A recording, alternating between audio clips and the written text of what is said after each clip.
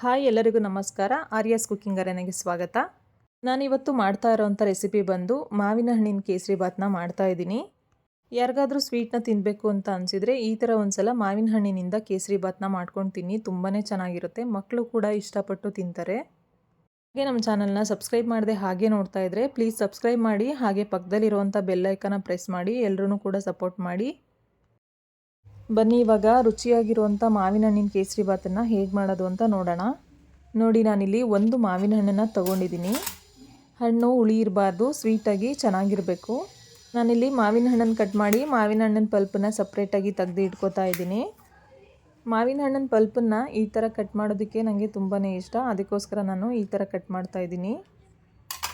ನೋಡಿ ಎಷ್ಟು ಚೆನ್ನಾಗಿ ಕಾಣಿಸುತ್ತೆ. ಇವಾಗ ಈ ಪಲ್ಪನ್ನೆಲ್ಲ ತೆಗೆದು ಒಂದು ಬೌಲ್ಗೆ ಹಾಕಿ ಇಟ್ಕೋಬೇಕು. ಈ ವಿಡಿಯೋ ನಿಮಗೆ ಇಷ್ಟ ಆದರೆ ಒಂದು ಲೈಕ್ ಮಾಡಿ, ಫ್ರೆಂಡ್ಸು ಫ್ಯಾಮಿಲಿ ಜೊತೆ ಶೇರ್ ಮಾಡಿ.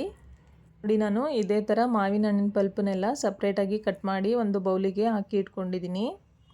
ಇವಾಗ ಒಂದು ಮಿಕ್ಸಿ ಜಾರ್ನ ತೊಗೊಂಡು ಮಾವಿನ ಹಣ್ಣನ್ನು ಅದಕ್ಕೆ ಹಾಕಿ ಮಾವಿನ ಹಣ್ಣಿನ ಪ್ಯೂರಿನ ಮಾಡಿ ಇಟ್ಕೋಬೇಕು. ಸಕ್ಕರೆ ಏನು ಹಾಕದೆ ಹಣ್ಣನ್ನು ಮಾತ್ರ ಪೇಸ್ಟ್ ಮಾಡಿ ಇಟ್ಕೋಬೇಕು. ನೋಡಿ, ನಾನು ಒಂದು ಹಣ್ಣನ್ನು ಪೂರ್ತಿ ತೊಗೊಂಡಿದ್ದೀನಿ. ನೀವು ಜಾಸ್ತಿ ಜನಕ್ಕೆ ಮಾಡೋದಾದರೆ 2 ಹಣ್ಣನ್ನು ತೊಗೊಳ್ಳಿ. ನಿಮಗೇನಾದರೂ ನ್ಯೂಟ್ರಿ ಪ್ರೋ ಅವರ ಮಿಕ್ಸರ್ ಗ್ರೈಂಡರ್ದು ಲಿಂಕ್ ಬೇಕು ಅಂದರೆ ಡಿಸ್ಕ್ರಿಪ್ಷನಲ್ಲಿ ಹಾಕಿರ್ತೀನಿ, ಹೋಗಿ ಪರ್ಚೇಸ್ ಮಾಡ್ಬೋದು. ಮಾಡೋದಕ್ಕೆ ಮತ್ತು ಸ್ಮೂತಿನ ಮಾಡೋದಕ್ಕೆ ಎಲ್ಲದಕ್ಕೂ ತುಂಬಾ ಚೆನ್ನಾಗಿದೆ.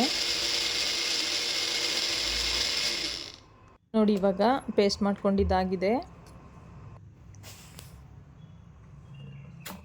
ನೋಡಿ, ಈ ಥರ ನೀಟಾಗಿ ಪ್ಯೂರಿನ ಮಾಡಿ ಇಟ್ಕೋಬೇಕು. ನೆಕ್ಸ್ಟ್ ಇವಾಗ ಒಂದು ಕಪ್ನ ತೊಗೊಂಡು 1 ಕಪ್ ಹಾಲು ಹಾಗೆ ಕೇಸರಿ ದಳಗಳನ್ನ ಹಾಕಿ ನೆನೆಯೋದಕ್ಕೆ ಇಡ್ತಾ ಇದ್ದೀನಿ. ಒಂದು ಸಲ ಸ್ಪೂನಲ್ಲಿ ಈ ಥರ ಮಿಕ್ಸ್ ಮಾಡಿ ನೆನೆಯೋದಕ್ಕೆ ಬಿಡಿ. ನೆಕ್ಸ್ಟ್ ಇವಾಗ ಸ್ಟವ್ ಆನ್ ಮಾಡಿ ಒಂದು ಪ್ಯಾನ್ನ ಇಟ್ಕೊಂಡು ರವೆನ ಹಾಕೋತಾ ಇದ್ದೀನಿ. ನಾನಿಲ್ಲಿ ಚಿರೋಟಿ ರವೆನ ತೊಗೊಂಡಿದ್ದೀನಿ. ರವೆನ ನೀಟಾಗಿ ಉರಿಬೇಕು. ರವೆ ಚೆನ್ನಾಗಿ ಉರಿಲಿಲ್ಲ ಅಂದರೆ ಕೇಸರಿ ಬಾತು ಚೆನ್ನಾಗೋದಿಲ್ಲ. ಅದಕ್ಕೋಸ್ಕರ ಸ್ವಲ್ಪ ಚೆನ್ನಾಗಿ ಉರಿಬೇಕು. ನೋಡಿ, 5ರಿಂದ 8 ನಿಮಿಷ ಮೀಡಿಯಮ್ ಫ್ಲೇಮಲ್ಲೇ ರವೆನ ಹುರಿದು ತೋರಿಸ್ತಾ ಇದ್ದೀನಿ. ಇರೋವಂಥ ರವೆನ ಒಂದು ಬೌಲ್ಗೆ ಹಾಕಿ ಇಟ್ಕೊಂಡಿದ್ದೀನಿ. ನೆಕ್ಸ್ಟ್ ಇವಾಗ ಅದೇ ಪ್ಯಾನ್ಗೆ ತುಪ್ಪನ ಹಾಕೋತಾ ಇದ್ದೀನಿ. ತುಪ್ಪ ಹಾಕಿದ ನಂತರ ಡ್ರೈ ಫ್ರೂಟ್ಸ್ನ ಹಾಕೋಬೇಕು. ನಾನಿಲ್ಲಿ ಗೋಡಂಬಿ, ದ್ರಾಕ್ಷಿ ಮತ್ತು ಬಾದಾಮಿನ ತೊಗೊಂಡಿದ್ದೀನಿ. ಈ 3 ಡ್ರೈ ಫ್ರೂಟ್ಸನ್ನು ಕೂಡ ತುಪ್ಪದಲ್ಲಿ ಈ ಥರ ಹುರಿದು ಎತ್ತಿಟ್ಕೋಬೇಕು. ನೆಕ್ಸ್ಟ್ ಇವಾಗ ಡ್ರೈ ಫ್ರೂಟ್ಸನ್ನು ಕೂಡ ಸಪ್ರೇಟಾಗಿ ಒಂದು ಬೌಲಿಗೆ ಇಟ್ಕೊಂಡು ಅದೇ ಪ್ಯಾನ್ಗೆ ಇನ್ನಷ್ಟು ತುಪ್ಪನ ಹಾಕ್ತಾ ಇದ್ದೀನಿ. ತುಪ್ಪ ಹಾಕಿದ ನಂತರ 1 ಲೋಟ ಅಷ್ಟು ನೀರು ಹಾಗೆ 1 ಕಪ್ಪಲ್ಲಿ ಹಾಲು ಮತ್ತು ಕೇಸರಿನ ನೆನೆಸಿದ್ನಲ್ಲ ಅದನ್ನು ಕೂಡ ಸೇರಿಸ್ತಾ ಇದ್ದೀನಿ. ಇದೆರಡನ್ನು ಸೇರಿಸಿದ ಮೇಲೆ ಒಂದು ಸ್ಪೂನ್ನ ತಗೊಂಡು ತುಪ್ಪ ಮತ್ತು ಹಾಲು ನೀರು ಎಲ್ಲ ಚೆನ್ನಾಗಿ ಮಿಕ್ಸ್ ಆಗೋ ಥರ ಮಿಕ್ಸ್ ಮಾಡಬೇಕು. ನೋಡಿ, ಇವಾಗ ಚೆನ್ನಾಗಿ ಕುದೀತಾ ಇದೆ. ಕುದೀತಾ ಇರೋಂಥ ಹಾಲಿಗೆ ಸ್ವಲ್ಪನೇ ರವೆನ ಹಾಕಿ ಮಿಕ್ಸ್ ಮಾಡಬೇಕು. ನೋಡಿ, ಈ ಥರ ಮಿಕ್ಸ್ ಮಾಡಿಕೊಂಡು ಚೆನ್ನಾಗಿ ಗಂಟಿಲ್ದೇ ಇರೋ ಥರ ಬೇಯಿಸ್ಕೋಬೇಕು. ನೋಡಿ, ಇದೇ ಥರ ಕೈ ಬಿಡ್ದಂಗೆ ಈ ಥರ ಕೈ ಆಡಿಸ್ತಾ ಚೆನ್ನಾಗಿ ಮಿಕ್ಸ್ ಮಾಡ್ತಾ ಬೇಯಿಸ್ಕೋಬೇಕು. ಇವಾಗ ಇಷ್ಟು ಮಿಕ್ಸ್ ಮಾಡಿಕೊಂಡು ಬೇಯಿಸ್ಕೊಂಡಿದ್ದಾದಮೇಲೆ 1 ಕಪ್ಪಷ್ಟು ಸಕ್ಕರೆನ ಹಾಕೋತಾ ಇದ್ದೀನಿ. ಸಕ್ಕರೆನ ಹಾಕಿದ ಮೇಲೆ ಮತ್ತೆ ಚೆನ್ನಾಗಿ ಮಿಕ್ಸ್ ಮಾಡ್ತಾ ಮತ್ತೆ ಬೇಯಿಸ್ಬೇಕು.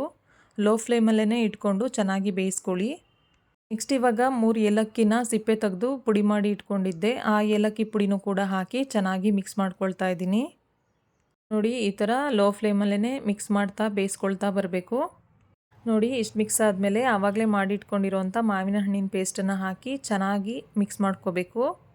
ನೋಡಿ, ಮಾವಿನ ಹಣ್ಣಿನ ಪ್ಯೂರಿ ಎಲ್ಲ ಕೇಸರಿ ಬಾತ್ ಜೊತೆ ಚೆನ್ನಾಗಿ ಮಿಕ್ಸ್ ಮಾಡ್ಕೋಬೇಕು. ಯಾವುದೇ ಥರ ಆರ್ಟಿಫಿಷಿಯಲ್ ಕಲರ್ ಹಾಕೋದೇನು ಬೇಡ. ಮಾವಿನ ಹಣ್ಣಿನ ಪ್ಯೂರಿ ಹಾಕಿದರೆ ಸಾಕು, ಇದೇ ಯೆಲ್ಲೋ ಕಲರ್ ಬಂದುಬಿಡುತ್ತೆ. ನಿಮಗೇನಾದರೂ ಇನ್ನೂ ಕಲರ್ ಬೇಕು ಅನಿಸಿದರೆ ಇನ್ನೂ ಒಂದು ಮಾವಿನ ಹಣ್ಣನ್ನು ಎಕ್ಸ್ಟ್ರಾ ಹಾಕ್ಕೊಳ್ಳಿ. ನೋಡಿ, ಇಷ್ಟು ಮಿಕ್ಸ್ ಆದಮೇಲೆ ಆವಾಗಲೇ ಫ್ರೈ ಮಾಡ್ಕೊಂಡಿರೋ ಅಂಥ ಡ್ರೈ ಫ್ರೂಟ್ಸನ್ನು ಹಾಕಿ ಚೆನ್ನಾಗಿ ಮಿಕ್ಸ್ ಮಾಡ್ಕೊಳ್ತಾ ಇದ್ದೀನಿ. 1 ಕಪ್ ರವೆಗೆ 1 ಮಾವಿನ ಹಣ್ಣು ಸಾಕಾಗುತ್ತೆ. ನೋಡಿ, ಒಳ್ಳೆ ಕಲರ್ ಕೂಡ ಬಂದಿದೆ. ನೋಡಿ, ಇವಾಗ ಮಾವಿನ ಹಣ್ಣಿನ ಕೇಸರಿ ಬಾತ್ ರೆಡಿಯಾಗಿದೆ. ಒಂದು ಸರ್ವಿಂಗ್ ಬೌಲ್ಗೆ ಸರ್ವ್ ಮಾಡಿ ತೋರಿಸ್ತಾ ಇದ್ದೀನಿ. ನೋಡಿ, ಕಲರ್ಫುಲ್ಲಾಗಿ ಒಂದು ಸ್ವೀಟ್ ರೆಸಿಪಿ ರೆಡಿಯಾಗಿದೆ. ರೆಸಿಪಿ ನಿಮಗೆ ಇಷ್ಟ ಆಗಿದರೆ ಒಂದು ಲೈಕ್ ಮಾಡಿ, ಫ್ರೆಂಡ್ಸು ಫ್ಯಾಮಿಲಿ ಜೊತೆ ಶೇರ್ ಮಾಡಿ. ಮಾವಿನ ಹಣ್ಣಿನ ಸೀಸನ್ ಮುಗಿಯೋ ಅಷ್ಟರಲ್ಲಿ ಈ ಥರ ಒಂದ್ಸಲ ಮಾವಿನ ಹಣ್ಣಿನ ಕೇಸರಿ ಬಾತ್ನ ಮಾಡಿಕೊಂಡು ಫ್ಯಾಮಿಲಿ ಜೊತೆ ಎಂಜಾಯ್ ಮಾಡಿ. ಇದೇ ಥರ ಮತ್ತಷ್ಟು ಈಸಿ ರೆಸಿಪೀಸ್ಗೆ ಆರ್ಯಾಸ್ ಕುಕಿಂಗ್ ಅರೇನಾ ಚಾನಲ್ನ ಸಬ್ಸ್ಕ್ರೈಬ್ ಮಾಡಿ. ಹಾಗೆ ಪಕ್ಕದಲ್ಲಿರೋಂಥ ಬೆಲ್ ಐಕನ್ನ ಪ್ರೆಸ್ ಮಾಡಿ. ಎಲ್ರಿಗೂ ಧನ್ಯವಾದಗಳು. Thank you all. Thanks for watching.